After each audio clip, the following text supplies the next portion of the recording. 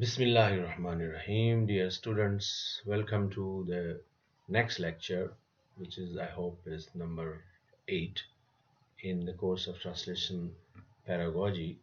And today we are going to discuss translation curriculum development, uh, which is essential part of this course because the whole story of making a translator or an interpreter starts with the curriculum and curriculum development.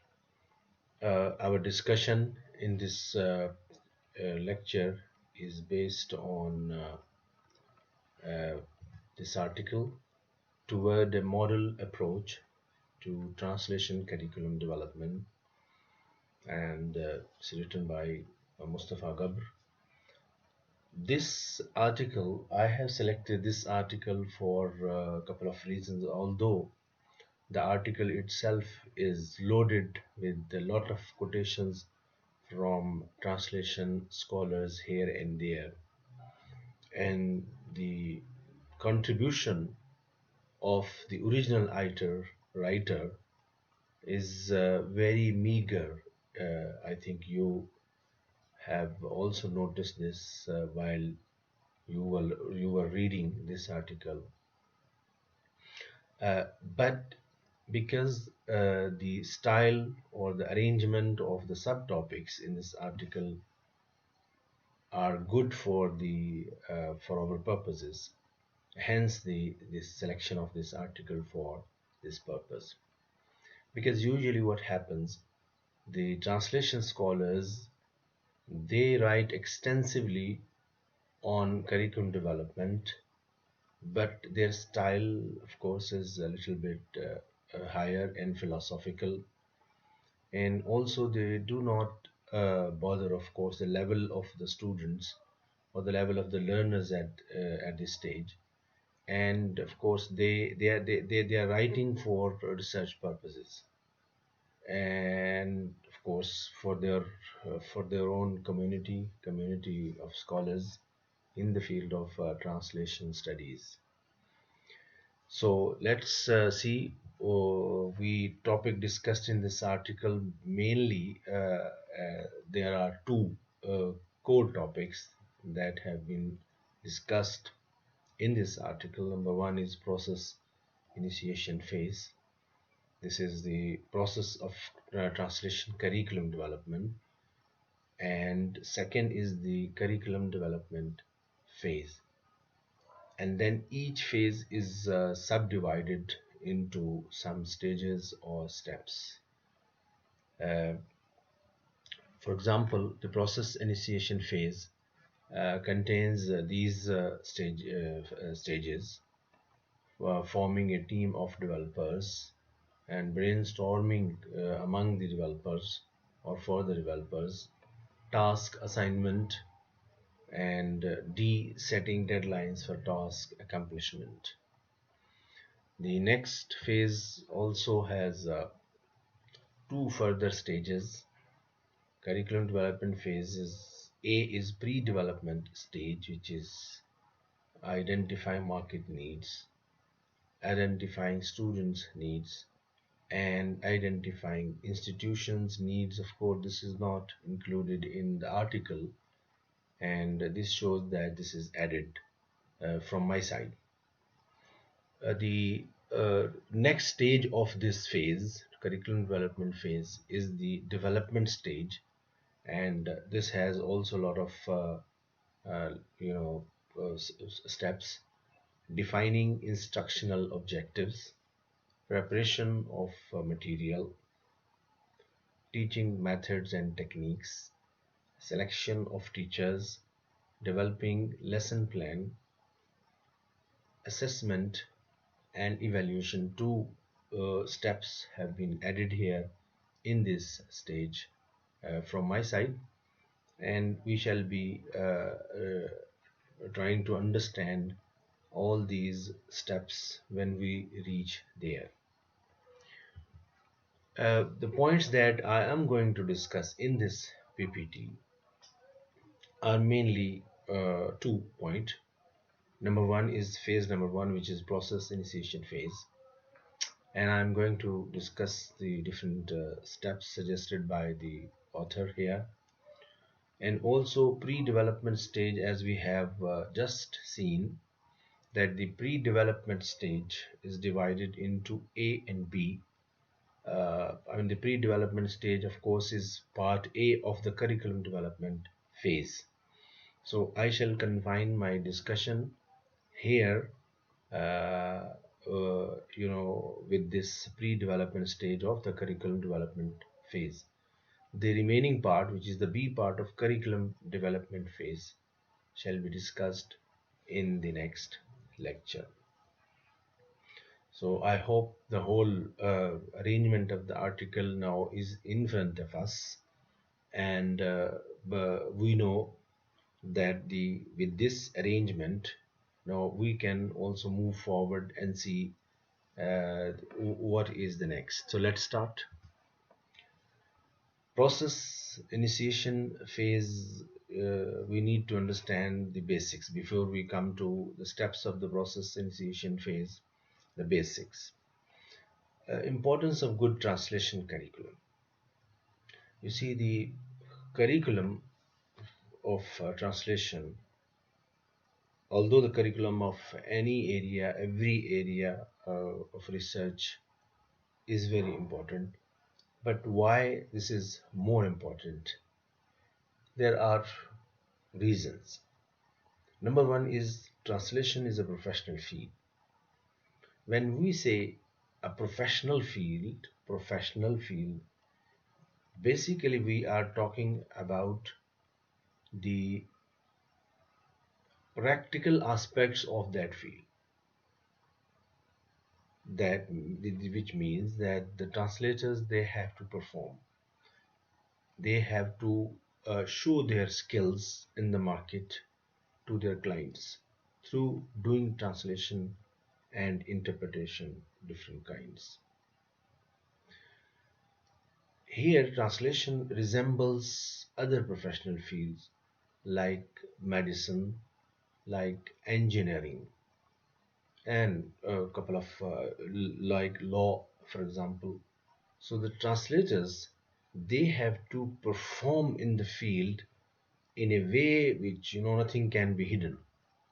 If they claim that they are legal translators, so they have to perform it in written form or in oral form or in different situations with the different requirements in the market, or of course in the institutions where they provide their services.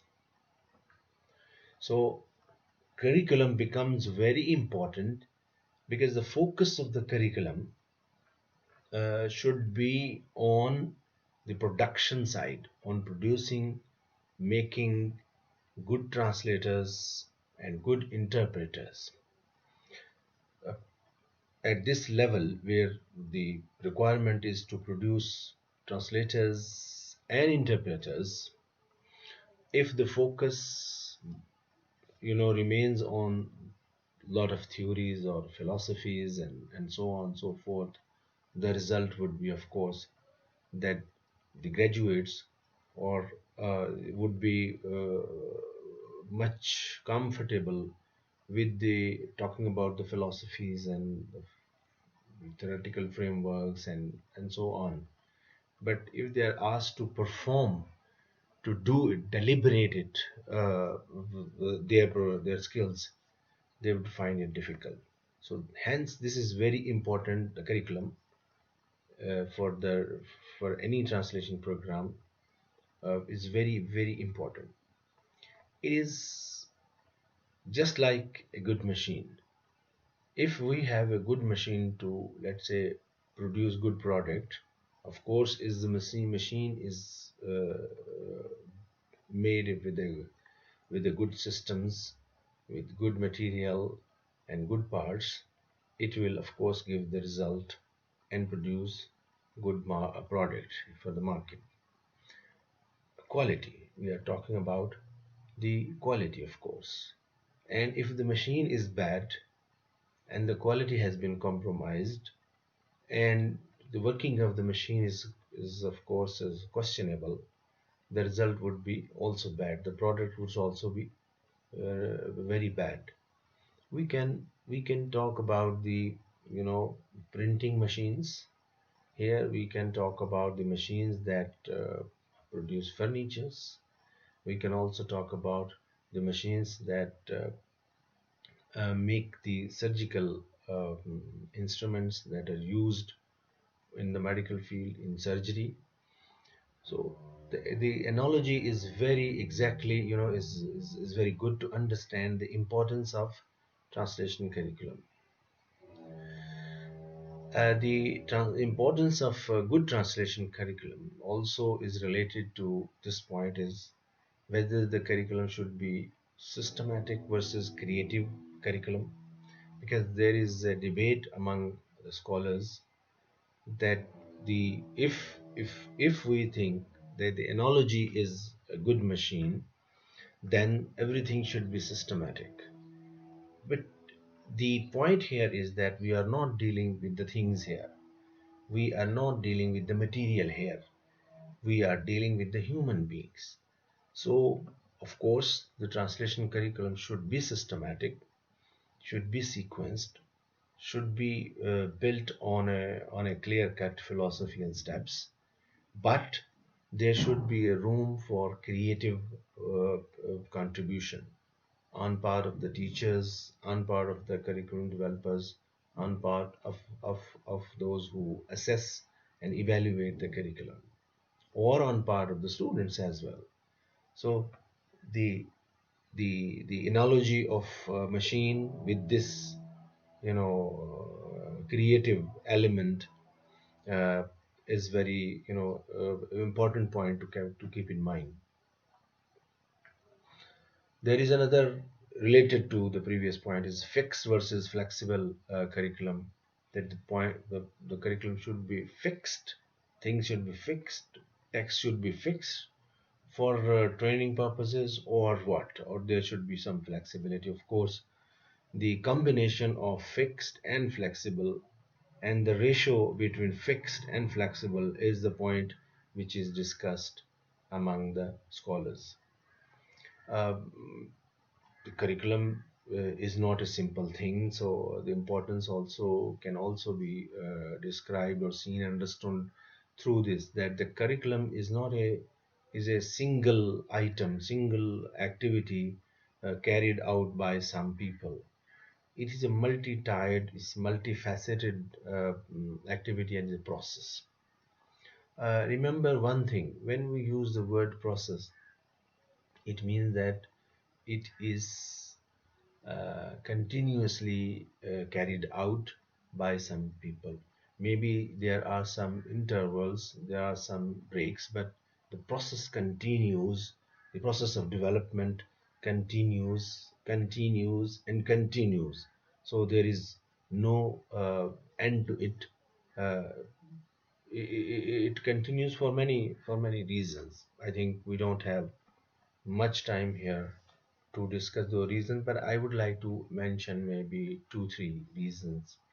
Number one, the research, because the research never stops. Research continues giving us new ideas, new strategies, or new, of course, ways of seeing things, and also the technology advancement in the technology is very fast. So because of at least these two reasons, the process does not stop and should not be stopped actually, because uh, it's just like living things. Okay, we are still with the basics of the process initiation phase, and the initiative usually is taken by any institution, universities or colleges, or department head or program coordinator.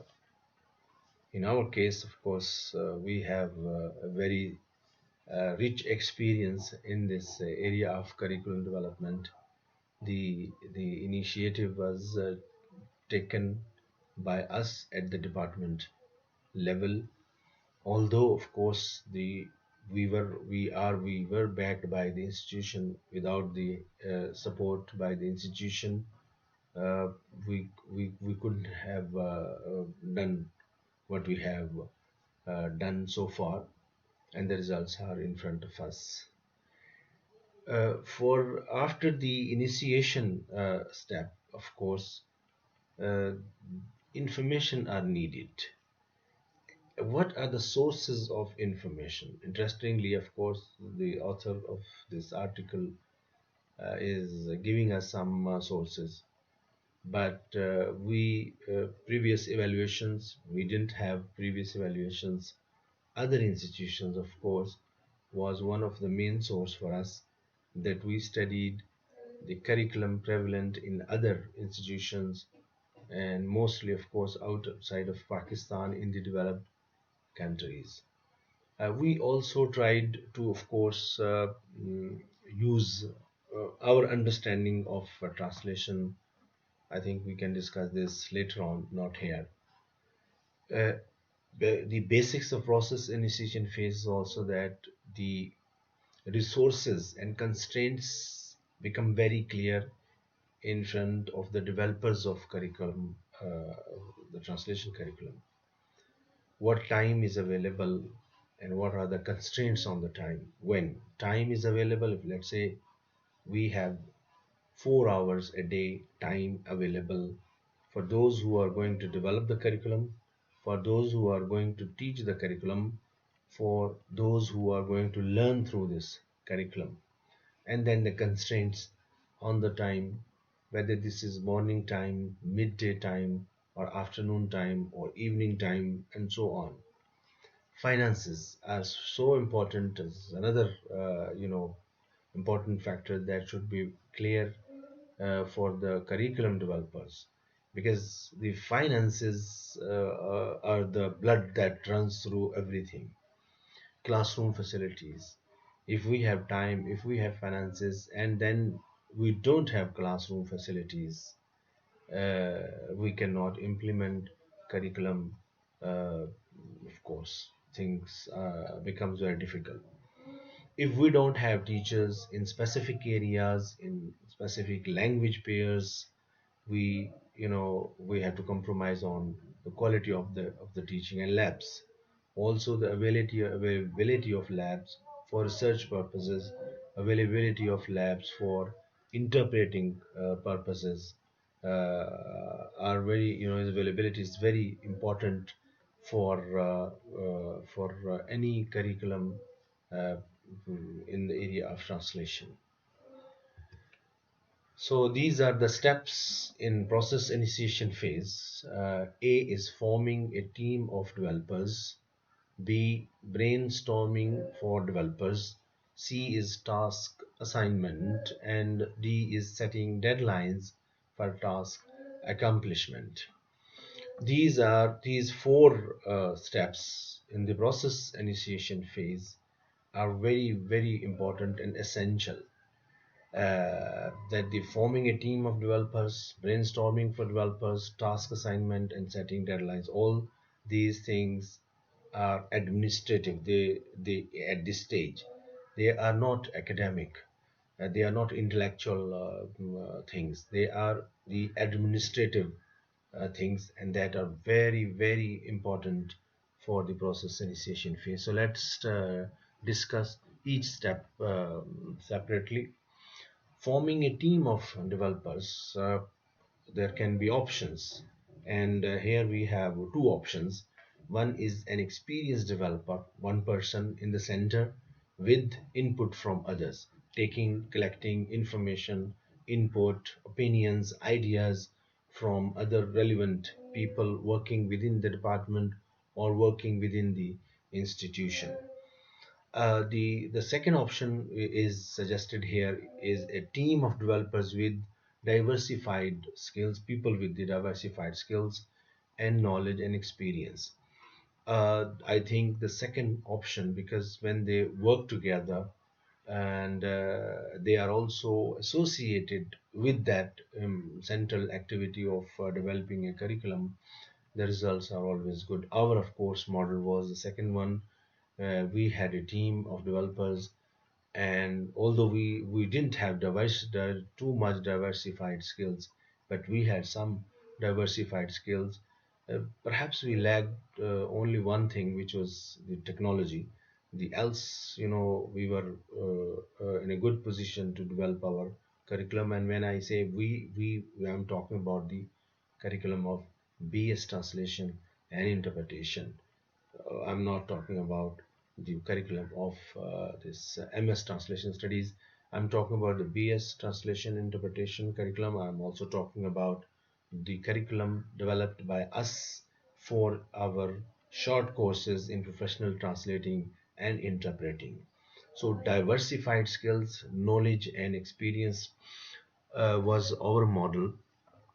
And you see, if philosophically talking or theoretically talking, I think the first model is also good, because one experienced person in the area can get information, collect information from different sources, not from people, from different sources, from the curriculum that are implemented in other institutions and in other universities.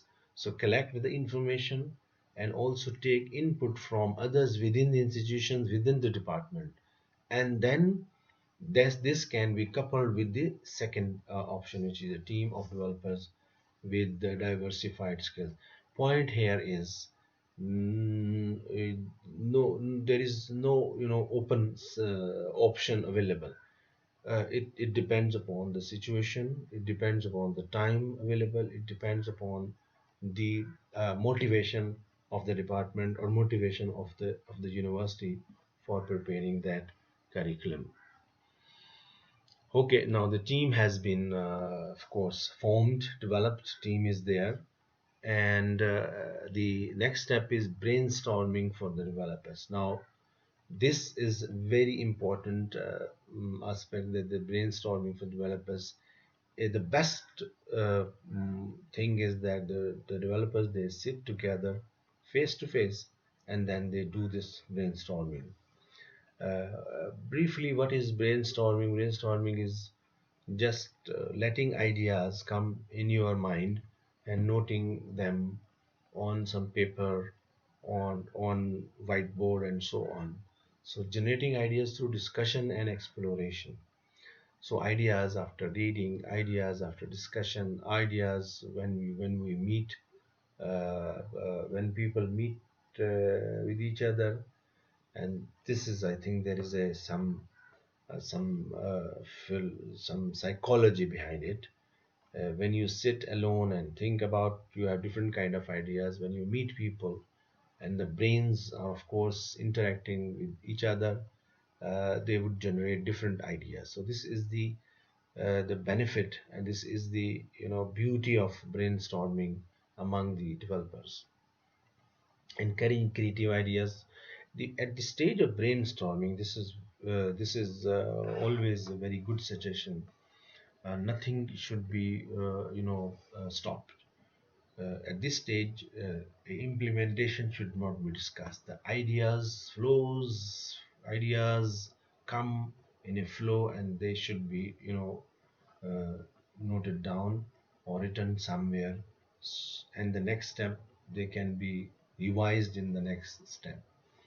uh, because this saves time and money, this brainstorming for the developers. And because uh, in the brainstorming step, in this, the time allocated for brainstorming, and ideas are collected and collected and collected, so you don't need after that to go back to searching for the ideas again. So ideas are there, and of course the other details can be discussed further. After this, task assignment becomes very essential, that division of tasks. Of course, but they are in the curriculum, as we have seen, it's a very complex activity.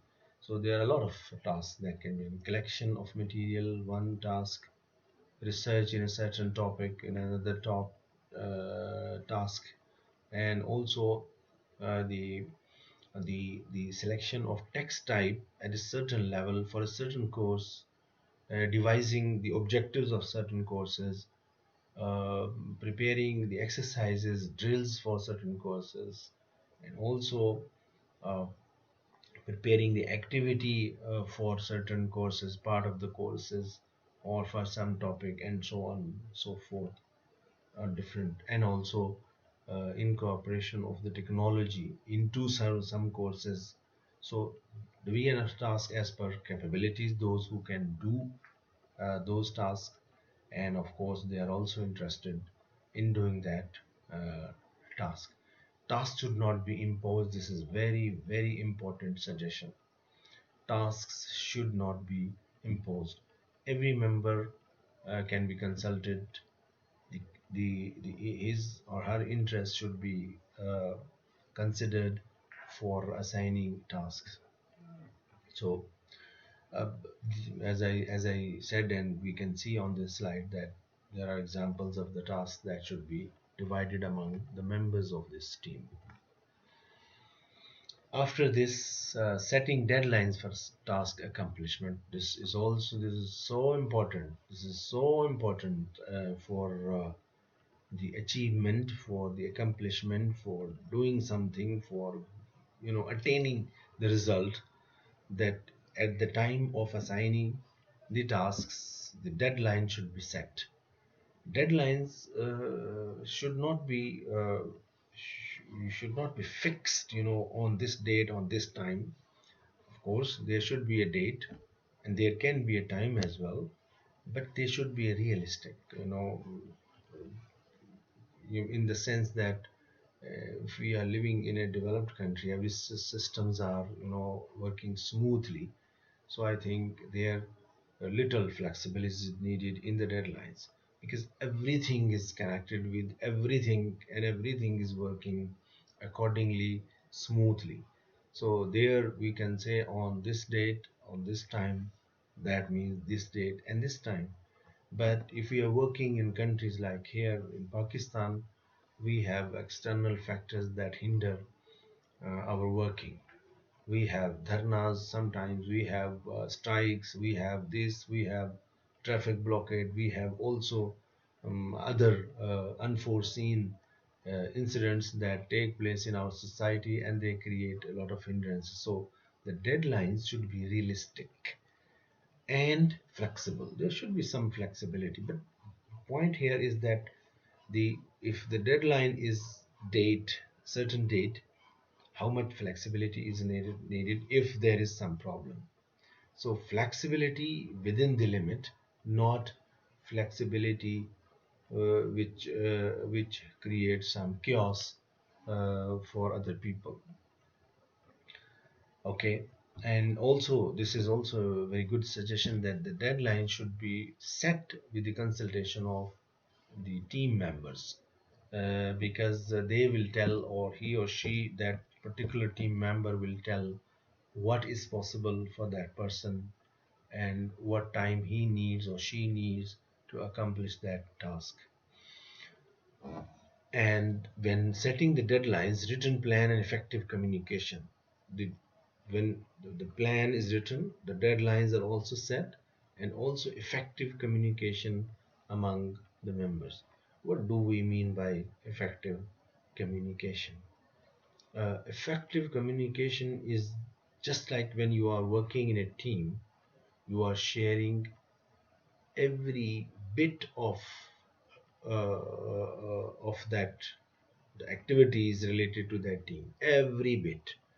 Do not take things for granted if you are working with a team member. That is effective communication. The team leader is, the responsibility of course lies on his or her shoulder to do that effective communication, and then the members, they are also responsible for that effective. If there is a small change, let's say they have decided a plan in a previous meeting, but a small change is brought, and that one that should be shared with other members. Or if there is a problem faced by one member and he has been assigned a task, he should communicate this problem to the team leader.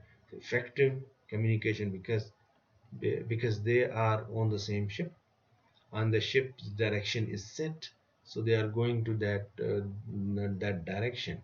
And if anything wrong, anything good, any change occurs during that journey, and they are on the same ship, means the curriculum development ship. So everything they should be that should be shared among everyone. Should be aware of what is happening, or what is the progress, and so on. So the important point here is the effective communication. It looks very administrative, effective communication, but I tell you out of my personal experience that effective communication is partially administrative, of course, but mostly it is, I think, when it comes to curriculum development, it is intellectual, it is academic, but because it has very visible, very clear impact on the curriculum, effective communication. With this, we move to the second phase, which is curriculum development. We have discussed the process initiation phase and the steps suggested for the process initiation phase, and now we have reached here curriculum development phase. And as I said earlier, uh, there are two stages. One is pre-development stage and B is development stage. Of course, the development stage is longer than the pre-development stage. And in this lecture, I shall only discuss the pre-development stage, as I have told you earlier in the beginning. So the pre-development stage, there are three things: identifying market needs, and identifying students' needs, and identifying institutions' needs. Of course, this is added from my side. Uh, Identify market needs, as you can link it with the word professional. As I said, the importance of curriculum in translation is a little bit unique, because this is a professional degree, this is a professional work. So the people are working for the market, so there must be need assessment, what market is looking for as for the translation activities, translation services are concerned. So identifying market need is the first requirement in the pre-development stage, because the everything would be based on this one major factor, of course, along with other needs that we have to discuss. But the market needs takes a major share.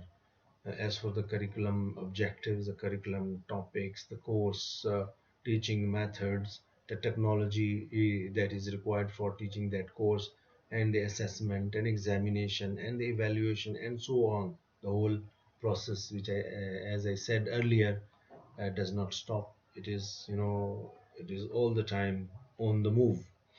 So identifying market needs and identifying students' needs and identifying institution needs. Identify market needs is market-oriented activity. I always say, and I think this is the reality. Every professional degree is actually is dictated by the market. We like it or we don't like it, but this is the reality.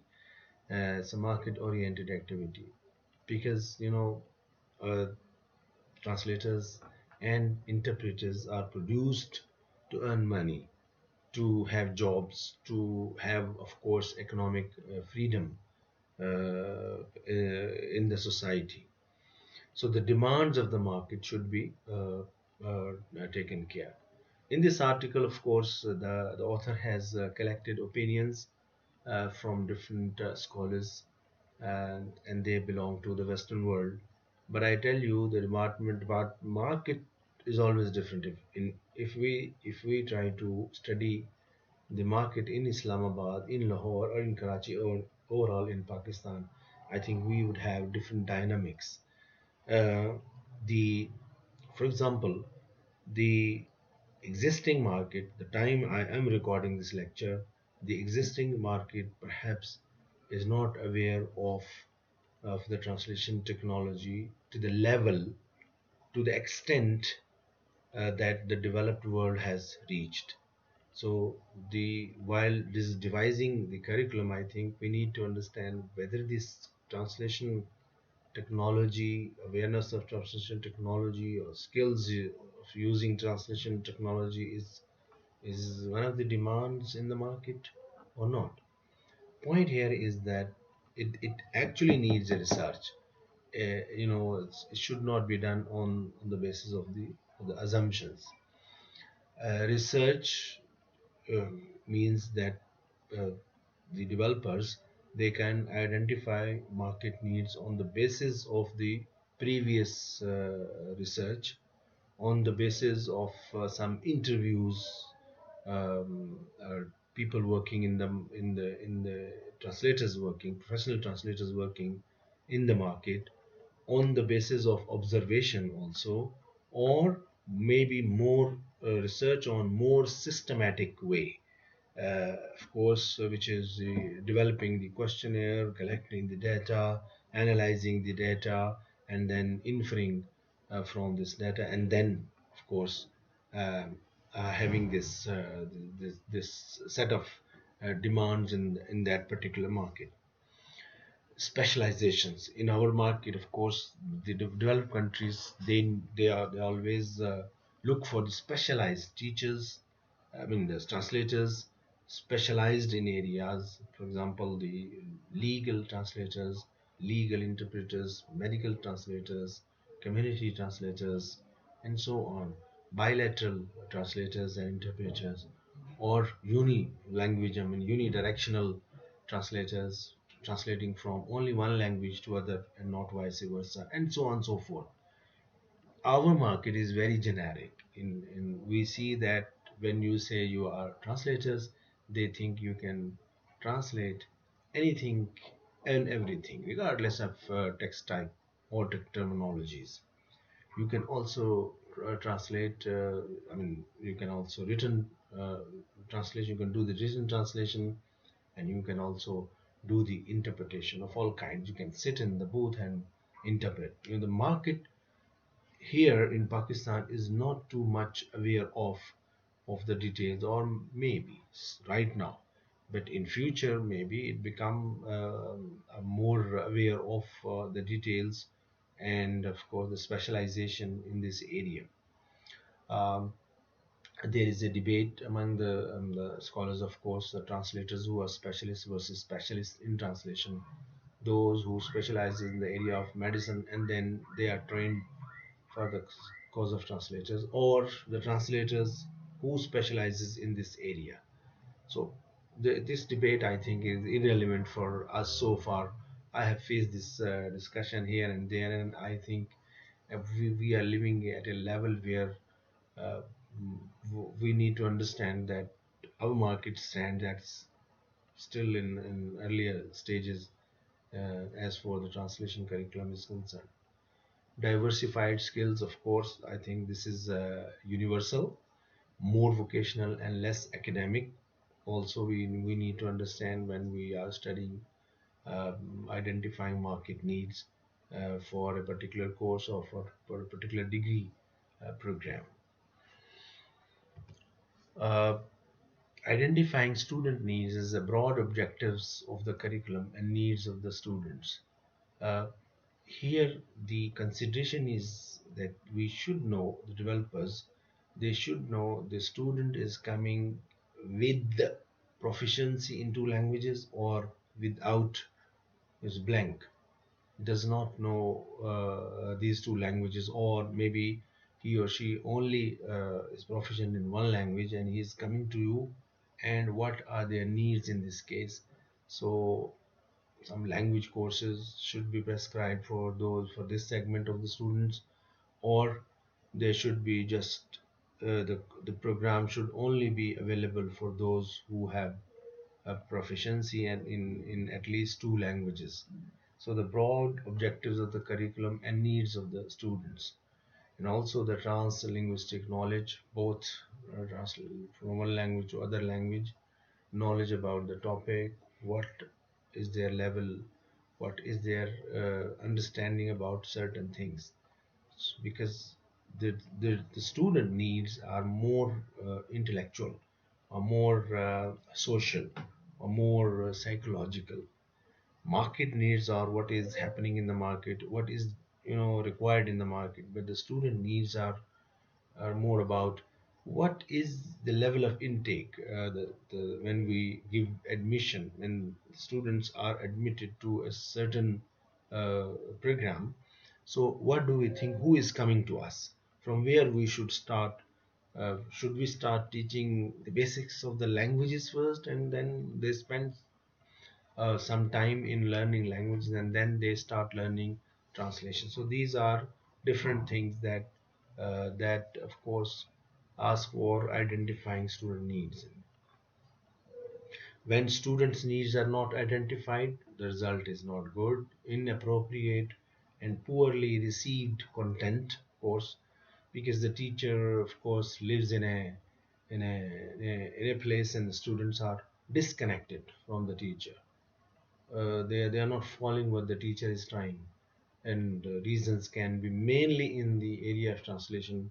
Is the question of proficiency in source language and in the target language, and of course the communication breakdown is a teacher, of course, or despite of his or her excellent effort and skills and everything, is unable to communicate or transmit or transfer the knowledge and the skills to the students, if these needs are not identified clearly and at the right time, at this time. This is of course the pre-development stage.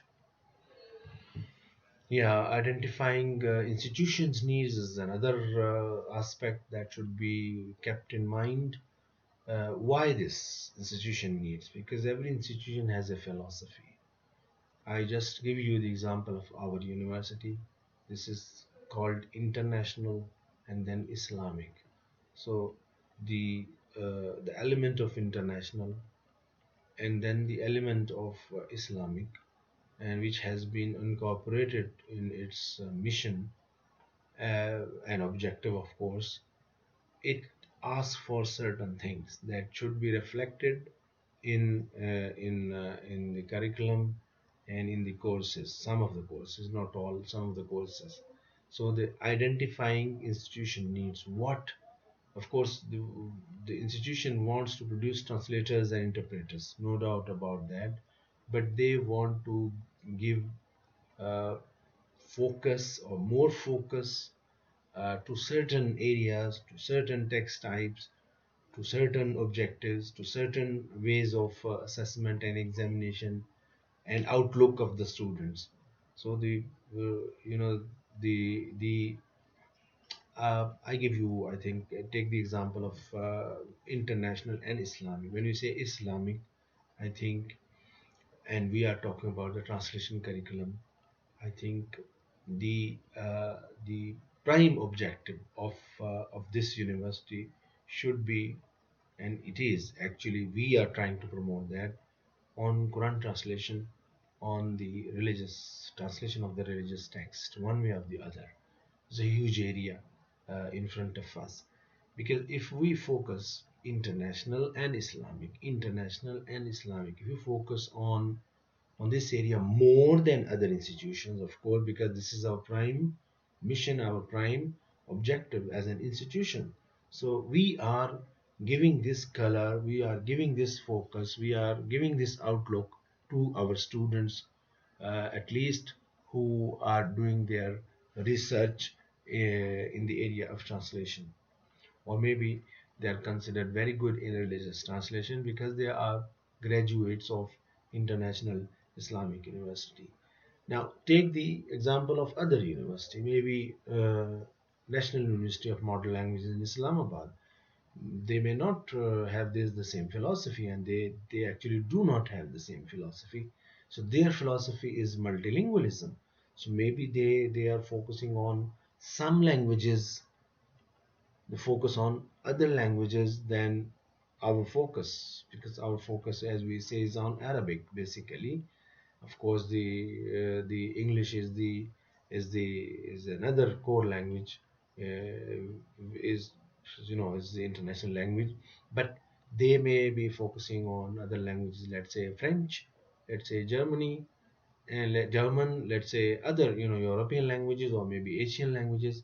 The point here is that the developers, they should identify the institution. They should be aware of what institution's philosophy is, what institution's mission is, what institution's basic objectives are. So with this pre-development stage, the developers, they will of course move forward to the development stage, curriculum development stage, which we shall discuss in the next lecture. So thank you very much. But before I leave, take the next advanced reading assignment, which is from development stage, in the article, in the book, until the end of this article. So read it carefully, and see you inshallah tomorrow. Thank you very much. Assalamu alaikum wa rahmatullahi wa barakatuhu.